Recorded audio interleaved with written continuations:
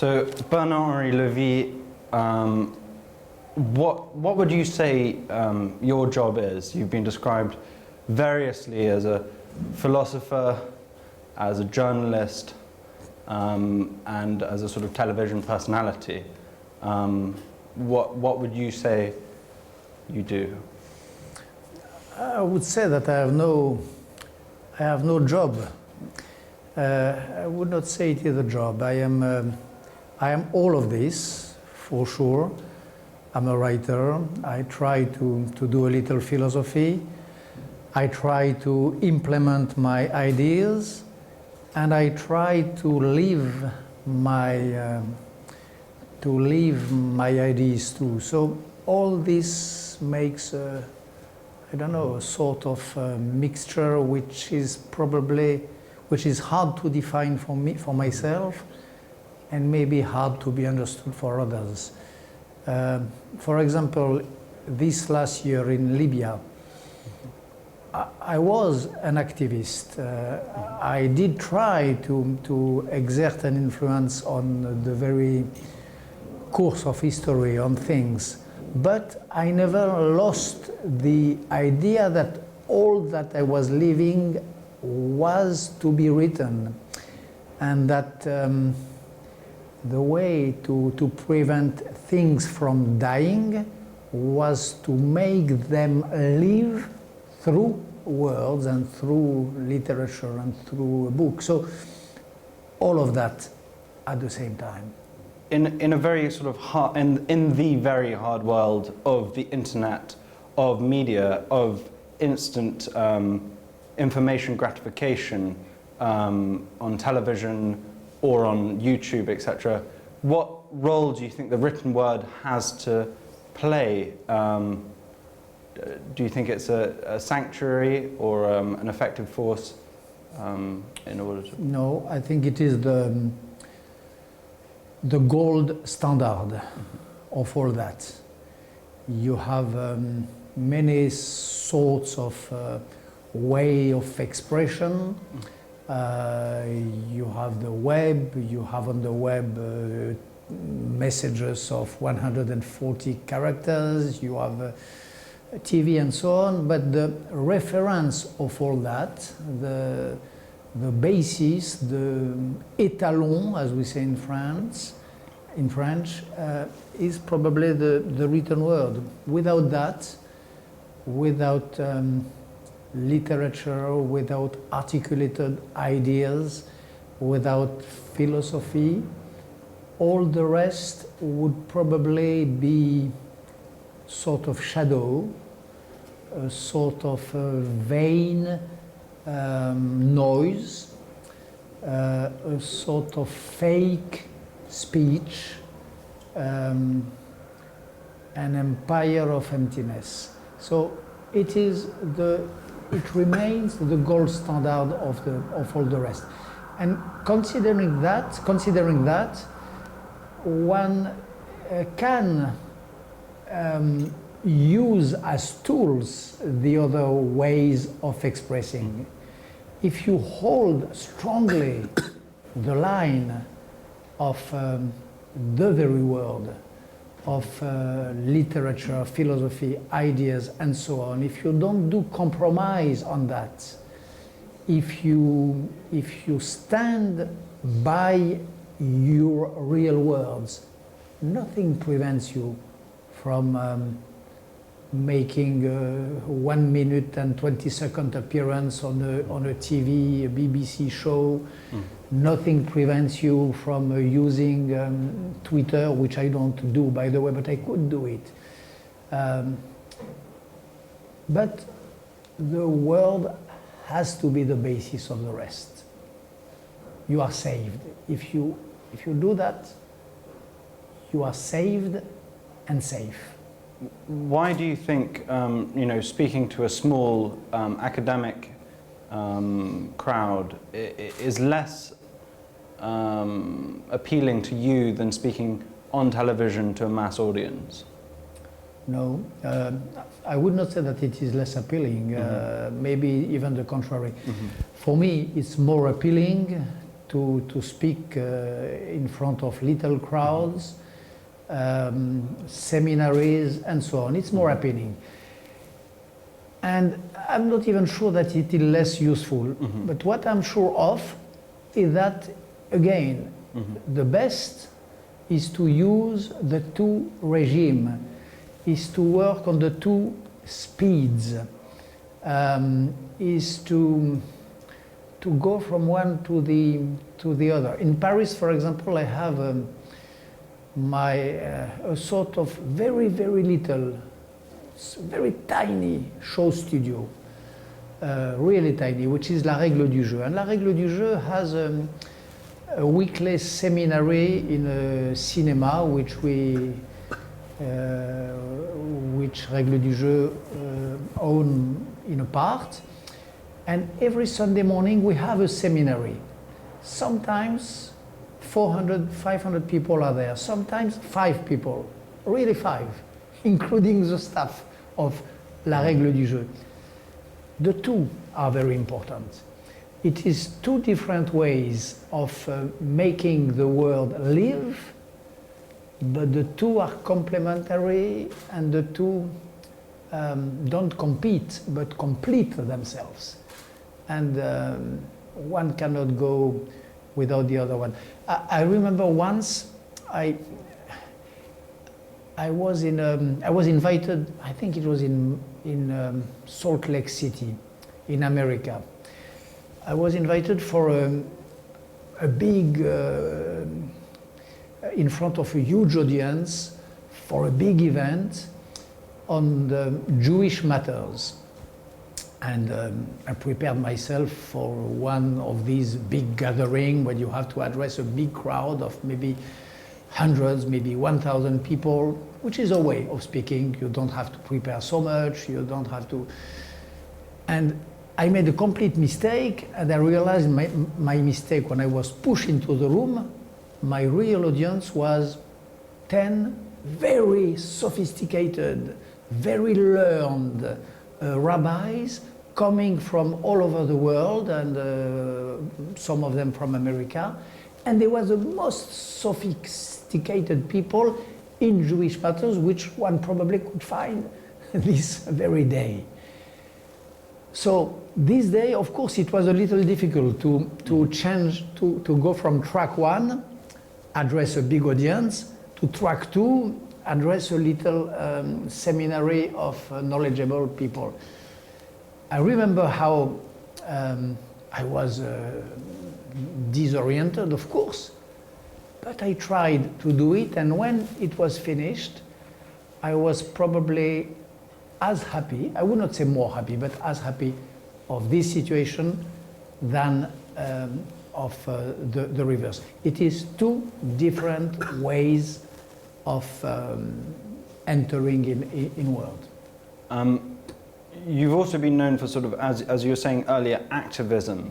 But that sort of, started out with your first job, where you were really very sort of active. And I suppose the first thing that one would put in your CV as a kind of employment history was going to Bangladesh. Can you tell us a bit about that? Yes, it is a long time ago. It is exactly 40 years, by the way. Maybe day for day. Maybe exactly 40 years ago.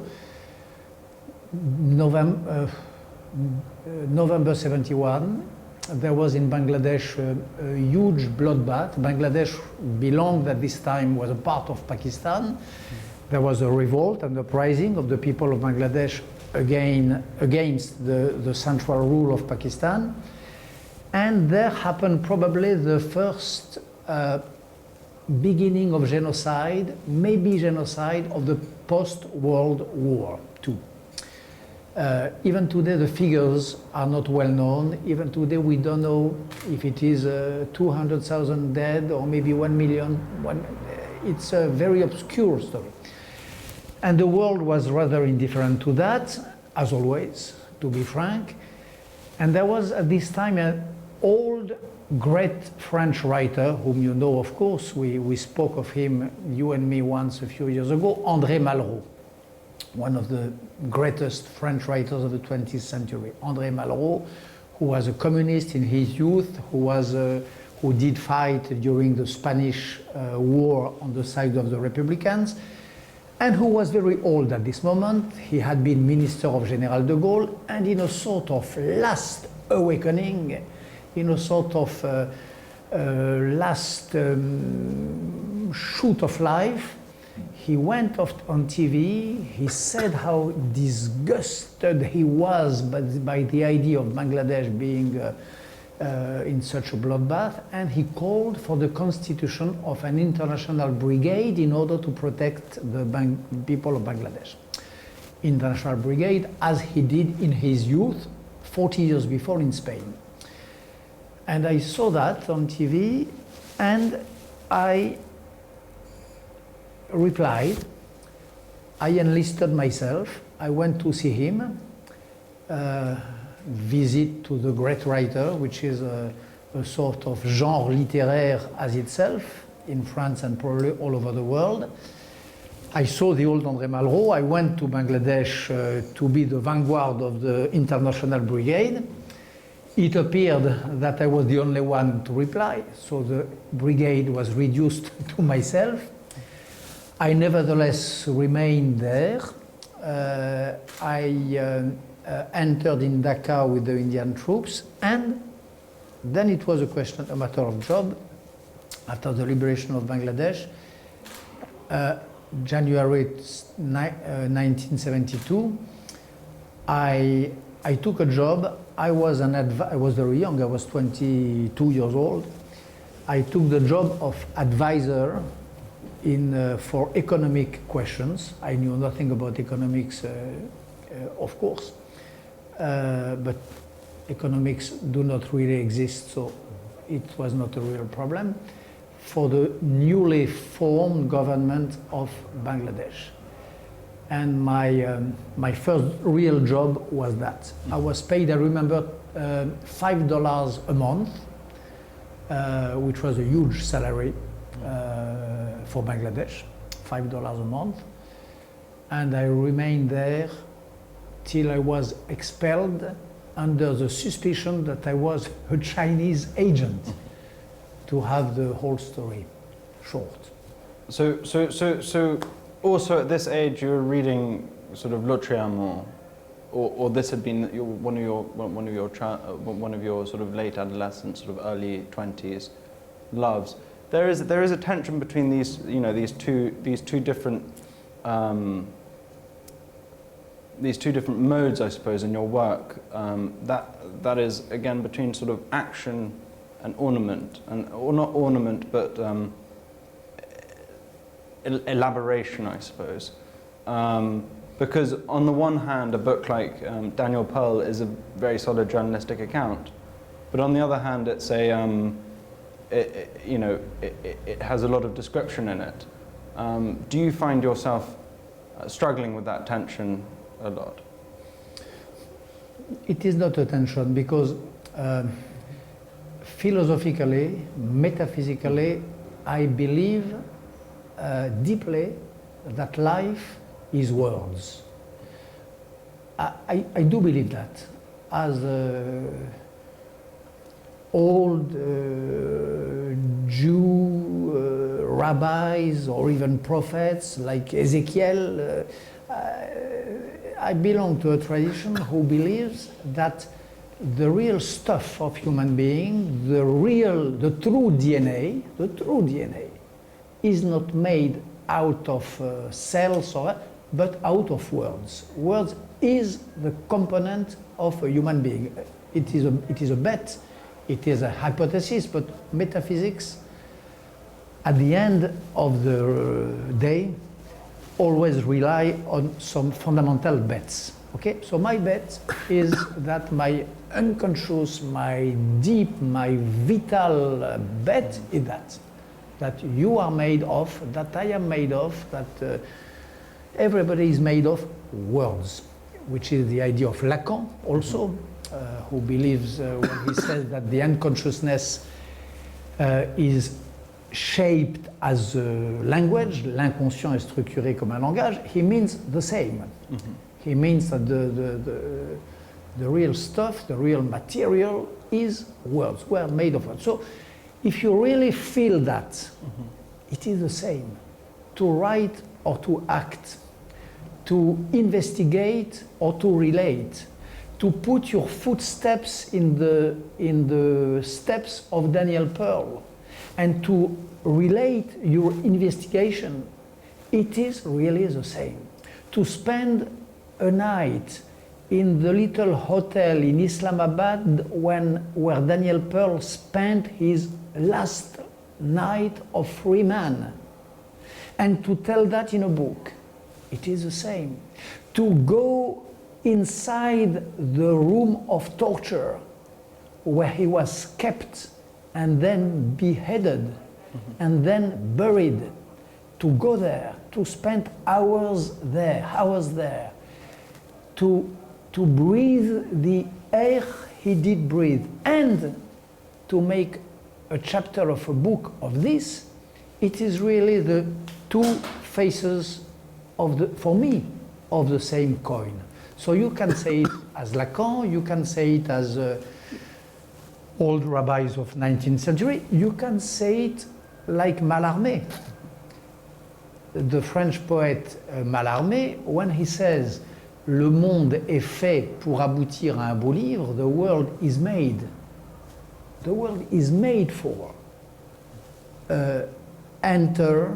Not only enter, the world, the destiny of the world, the aim of the world is to be transformed into a book. Mm-hmm. Mallarmé really believes that. Le monde est fait pour aboutir à un beau livre not only means that one has to take pieces of the world to make a book, but that the real deep end, deep target of the world is itself, the desire of the world is to find some writers, scriptors, not even writers, scriptors, who will shape it into a book. So, whatever the way you phrase it, the result is the same.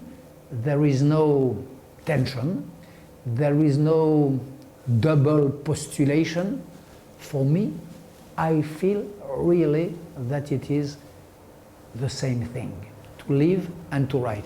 To write one's life and to live one's writing, it is the two ways of saying the same thing. Live one's writing, write one's life. All the writers I admire and all the activist men of action whom I respect would have endorsed this double formula. It may be Romain Gary or Lord Byron. It may be André Malraux or Lawrence of Arabia. It may be Ernest Hemingway or George Orwell. All these names, I only quote them to illustrate these two ways of deciphering the world: live one's writings, write one's living. So who would you say is the person who's writing the book that we're living now?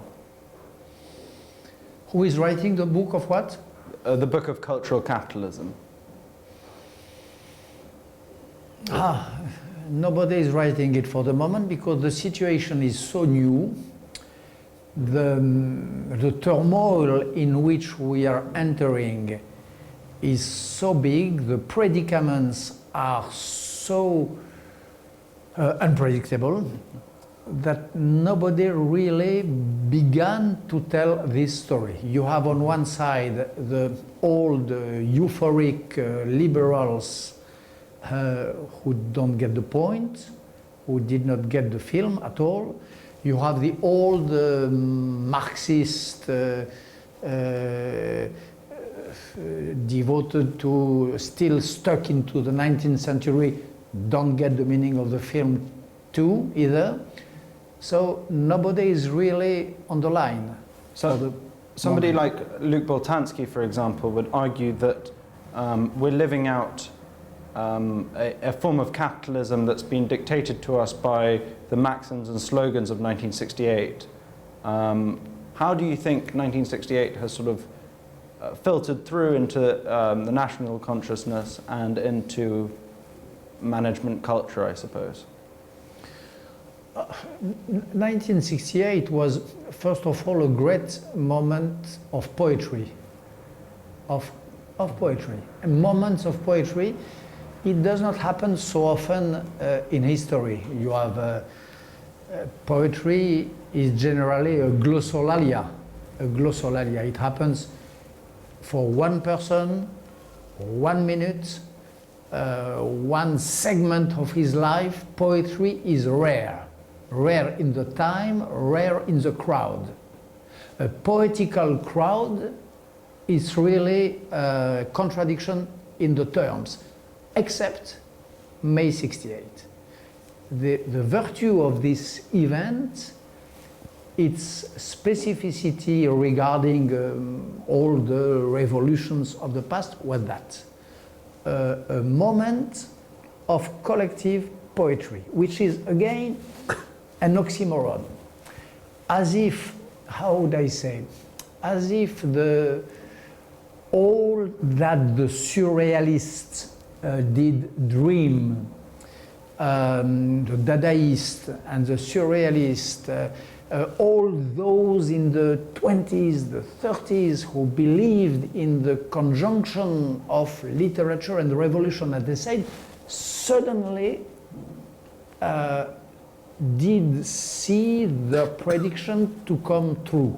This was May 68. It was the surrealism, which was reserved to a few hundreds of people since decades, suddenly becoming the world. The world was surrealistic. André Breton, Louis Aragon were the masters of the time. It was not Lenin, it was not Karl Marx. It was André Breton and Robert Desnos and Louis Aragon who were the master thinkers of this moment. So this is priceless. And for all those who lived this event, which was an event which lasted a few weeks, it's something unforgettable. Then it gave, of course, a new sense of freedom, a new sense of relationship between men and women, people in general. It was a real movement of liberation. For example, all that we consider today to be a sort of acquisition about the women, the feminism, which is one of the very few, maybe the only one, revolution of the 20th century which has been achieved and well achieved, which has not turned out to become a nightmare. Feminism is a conquest of the last decades. Really, the peak of that, the moment of crystallization was May 68. If today the cause of the women has partly won, it is because of May 68. So it reshaped, really, it remolded the social link as never. And this remains. The moment of poetry was a sort of glossolalic moment. It vanished as quickly as it appeared, but the trace in the moods, in the ways of relating to each other, everlasts till today. But it also changed the way that people, people interacted with corporations. It changed the way that people worked within corporations, and some say further inculcated us into a system in which, or out of which, it's very difficult to escape and imagine a different world. Slavoj Žižek, for example, says it's very difficult to imagine the end of capitalism. And 1968 was certainly a point where where a lot of sort of management rhetoric comes from. How would you interpret that? It's probably true. I would phrase it in another way than my fellow debater Slavoj Žižek. I would say that May 68, but he's right, is the moment when the idea of revolution, which had failed and had stood again and failed again and so on, May 68 is the moment when the idea as itself stopped to be desirable, stopped to be wishable. The moment 68, not really 68, but the moment around 68. If you see that from far, 68 is a revolution. Of course, I know, from outside and from far, you feel it as a revolution. In reality, it is the moment when the desire of revolution came to its peak, and at the peak, the balloon burst out. And for reasons in which one could enter, but it will be hard to enter into details, but in few sentences, I would say that from May 68 to 75, 76, Chinese Cultural Revolution, Cambodia, and so on, the revolution, it is the first moment in human history where revolution was taken really seriously. It is the first moment where some thinkers did wonder why revolutions so regularly failed in the past, found why, because the revolutions did not go far enough, discovered how far a revolution should go. This is May 68. Discovered, for example, that a revolution, to be serious, to be radical, to go to the roots, to be radical meaning to go to the roots, had to revolution the very language of the humans, had to change the very way we have to desire the world or each other's, has to reshape the real deep roots of the consciousness of mankind. And these thinkers of this May 68 moment discovered also that if you do that, if you push revolution to the end, if you really radicalize the idea, if you really go and fetch the roots of slavery where they are, which is in the depth of the desire and of the world of mankind, then you give birth to terrible world, to barbarity. This is the real lesson of May 68. If you take revolution seriously, if you go to fetch, to find and to eradicate the real roots of slavery, then by a series of theorems, of consequences, then you arrive at Cambodia, you arrive at the peak of Chinese revolution, which was also the peak of the blood, the depth of the bloodbath, and you arrive at the low which was expressed by Michel Foucault in 1976 in a conversation for Le Nouvel Observateur with me, when Michel Foucault said, our senior intellectuals wondered during decades if revolution was possible. Our generation has discovered that the real question is not is revolution possible, but is the revolution desirable? Is it wishable?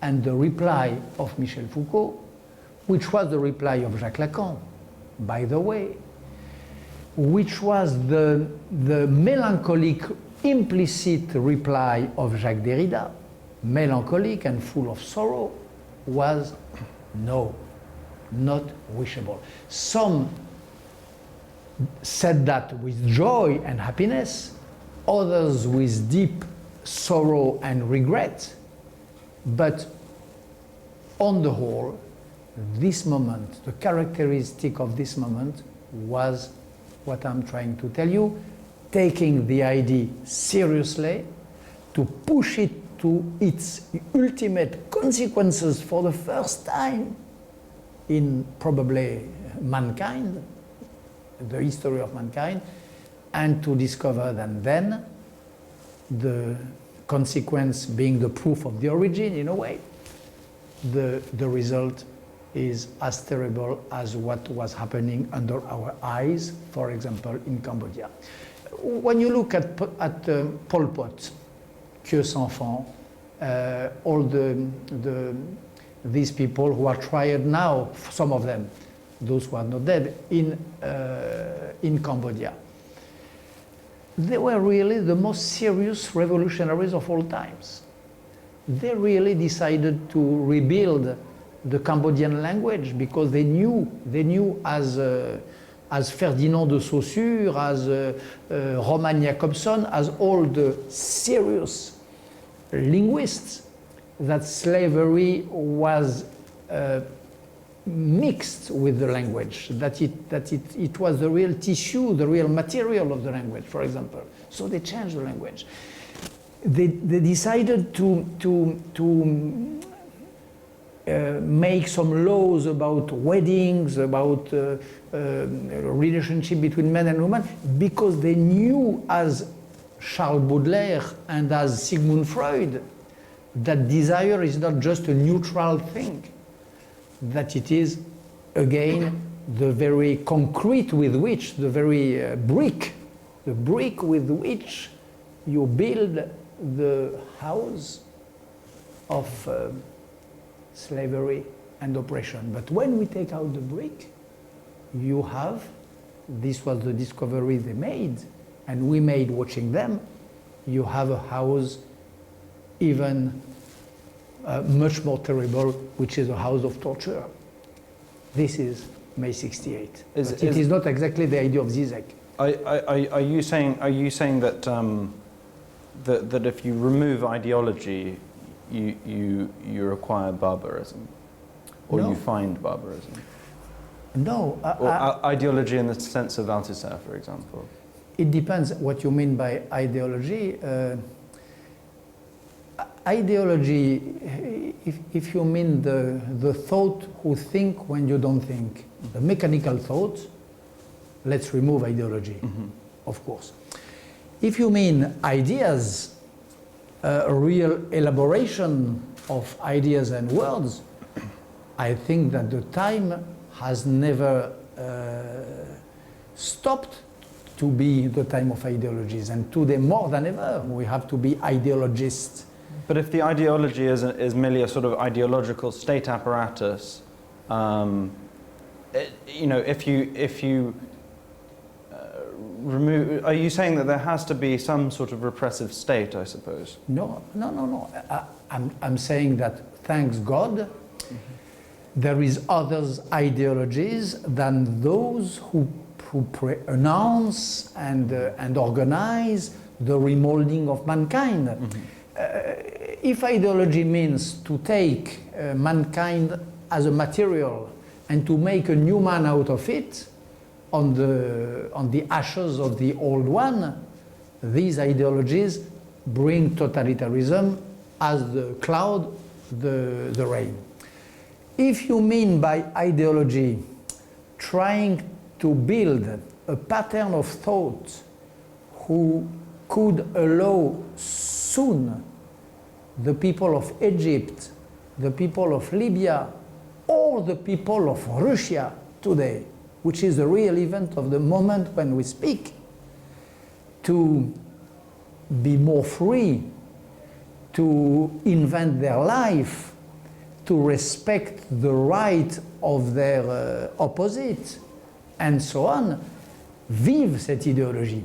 long life for this sort of ideology. And we are in search, and I am personally in search, of an ideology who could contribute to the democracy building for the people who are coming out of the night of Putinism in Russia today, of Gaddafi in Libya, of Mubarak in Egypt, and so on. This is also an ideology.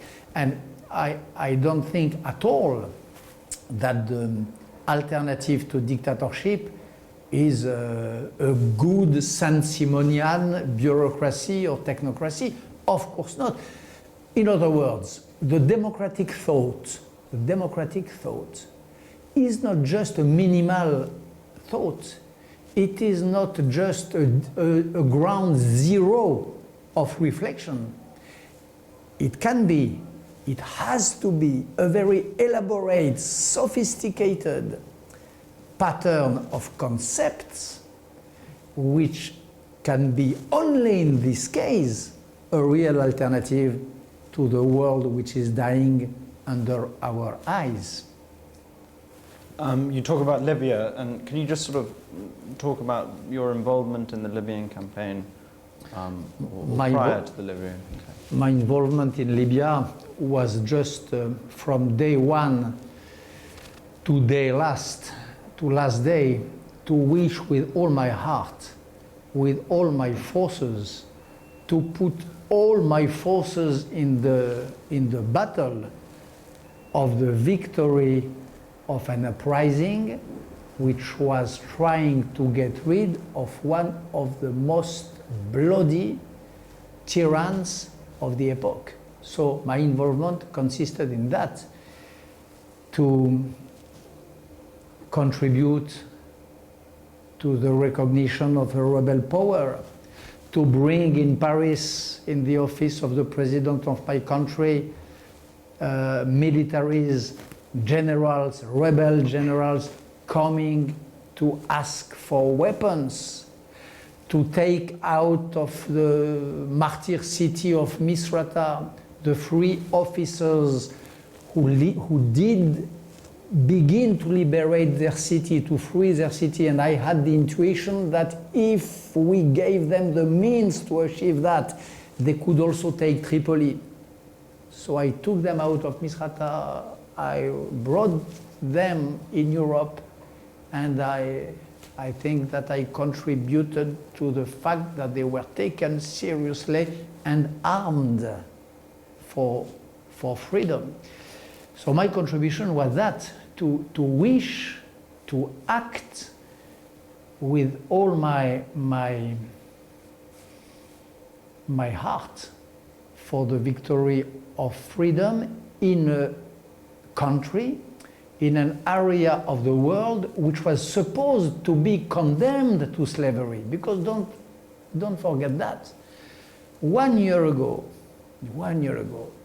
everybody, every pundit, most of the academics thought, some glad of it, some not glad of course, but all of them thought that the Arab world was antinomic of freedom, that there was a sort of unwritten diktat of eternal history which condemned them to eternal slavery.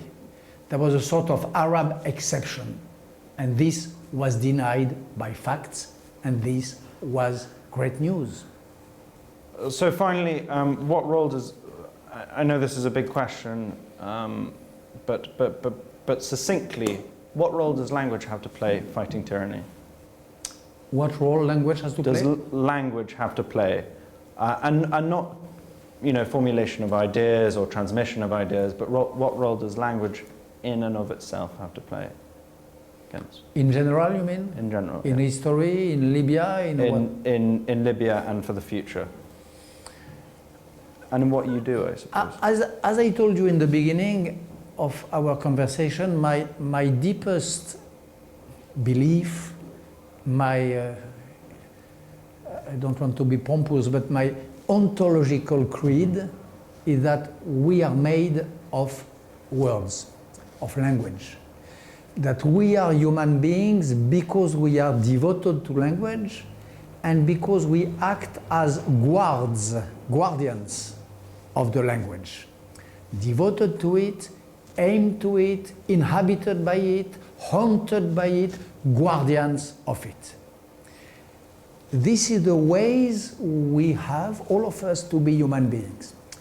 Which means, on the reverse, that if we stop to be the guards of the language, if we stop to be, if we let us inhabit by something else than language, by inarticulated noise, let's say, by what Heidegger names le on in French, then what is disappearing, what is vanishing, what begins to decay in you is the real human part which you bear.